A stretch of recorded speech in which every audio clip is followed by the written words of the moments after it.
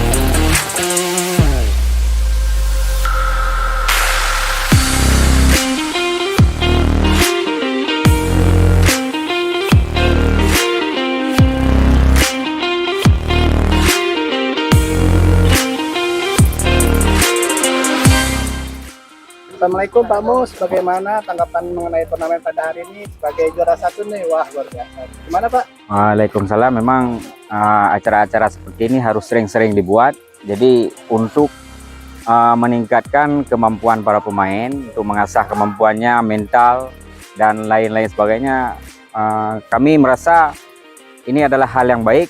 Kami ucapkan terima kasih banyak kepada Ketua Panitia dan seluruhnya dalam rangka telah membuat acara ini, dan acara ini sukses sebagaimana kita harapkan. Wassalamualaikum warahmatullahi wabarakatuh. Terima kasih Pak. Assalamualaikum, gimana Pak mengenai turnamen pada hari ini yang sudah mendapat juara nih? Wah, luar biasa ini. Kami ucapkan terima kasih kepada MSID dan tim yang sudah menggagas acara ini. Mudah-mudahan wilayah 2 semakin kompak dan semangat untuk melestarikan minat dan kecintaan terhadap tenis semakin bertambah, dan semoga wilayah 2 semakin banyak mengirim utusan untuk PTWP nasional. Terima kasih Pak.